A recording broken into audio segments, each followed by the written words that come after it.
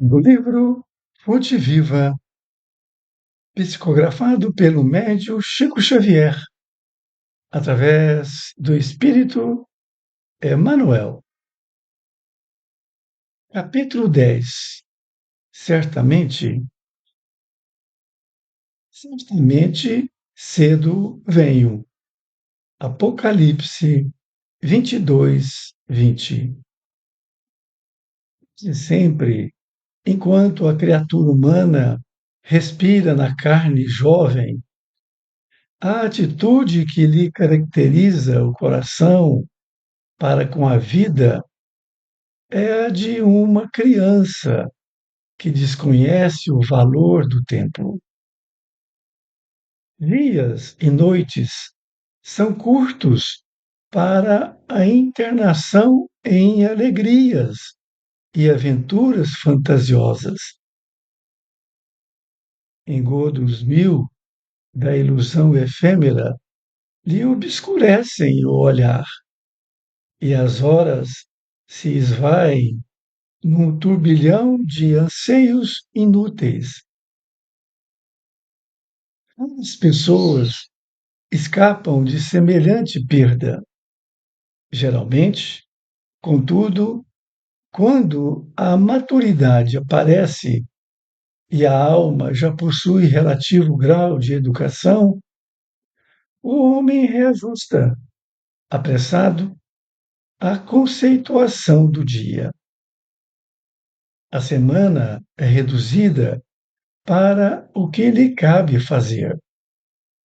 Compreende que os mesmos serviços, na posição em que se encontra, se repetem a determinados meses do ano, perfeitamente recapitulados, qual ocorre às estações de frio e calor, floração e frutescência para a natureza.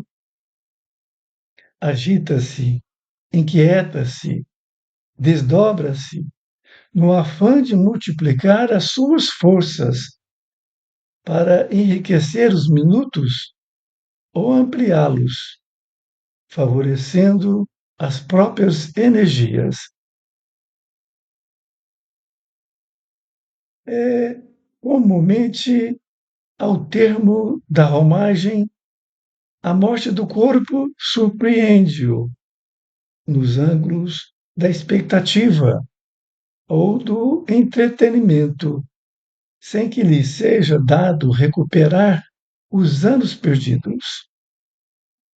Não te embrenhes, assim na selva humana, despreocupado de tua habilitação à luz espiritual ante o caminho eterno.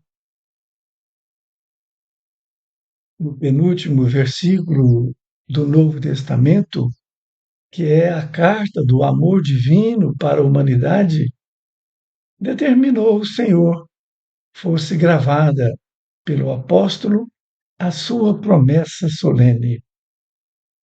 Certamente, cedo venho.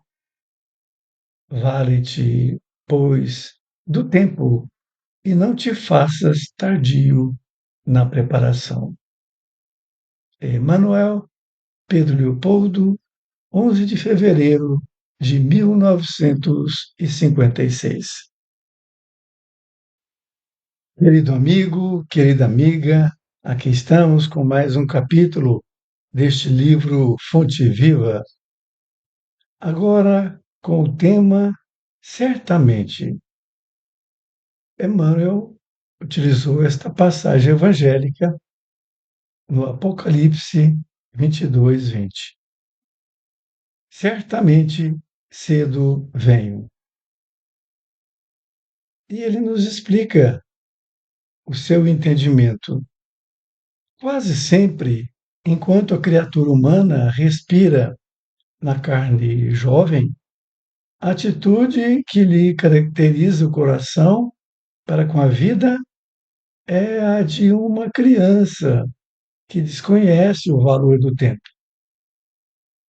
Ele está dizendo para nós que quase sempre nós, ao vir aqui encarnados, na época de jovem, nós não temos noção do tempo e ele compara como se nós fôssemos criança, mais ou menos assim, crianças espirituais. E nós não damos ali o valor do tempo. E continuou dizendo: dias e noites são curtos para a internação em alegrias e aventuras fantasiosas. Ele está dizendo que todo esse tempo que a gente gasta, quando jovem, na alegria, nas aventuras fantasiosas, é muito pouco. A gente acha que ainda é pouco. Engodos mil da ilusão efêmera lhe obscurece o olhar, e as horas se esvaem num turbilhão de anseios inúteis. Está dizendo que dias e noites são curtos, como nós vimos. Engodos mil da ilusão efêmera. Engodos são artimanhas, ardis, embustes. Efêmera, porque é passageira. E ele fala que isso obscurece o nosso olhar e as horas, que se esvaem. Esvai vem do verbo esvair, que dissipa, extingue, evapora. E é isso mesmo que acontece. Para quem hoje já tem uma madureza, percebe que o tempo que a gente gastou. Nesta outra parte, ele diz: raras pessoas escapam de semelhante perda. Ele está dizendo raras, ou seja, a maioria então perde o tempo na juventude. E diz: geralmente, contudo, quando a maturidade aparece e a alma já possui relativo grau de educação, o homem reajusta, apressado, a conceituação do dia.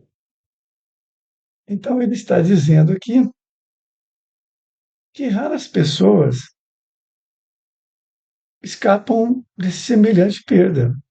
Ou seja, são poucas pessoas que conseguem não perder o tempo. Ele diz que, geralmente, quando a maturidade, ou seja, quando nós já saímos da juventude, estamos mais maduros, se uma alma, às vezes com relativo grau de educação, que ele já não perde mais o tempo. E ele reajusta, apressado, essa conceituação. E diz também que a semana é reduzida para o que lhe cabe fazer. Ou seja, é muito pouco a semana para ele fazer o que ele está desejando fazer. De que os mesmos serviços, na posição em que se encontra, se repetem a determinados meses do ano, perfeitamente recapitulados, qual ocorre às estações de frio e calor, floração e frutescência para a natureza. Ele está dizendo que os serviços que nós estamos fazendo, nós estamos repetindo como os meses do ano, que têm as suas estações.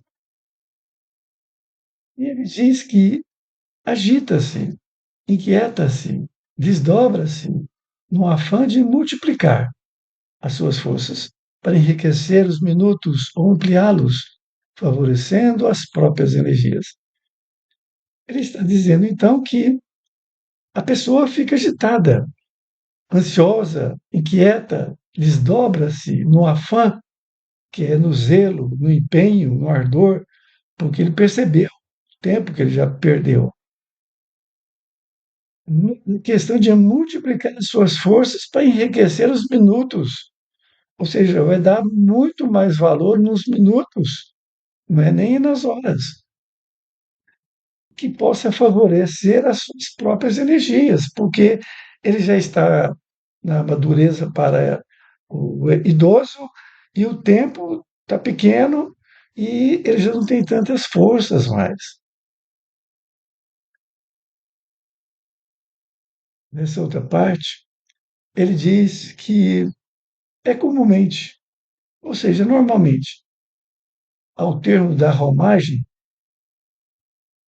a morte do corpo surpreende-o nos ângulos da expectativa ou do entretenimento, sem que lhe seja dado recuperar os anos perdidos.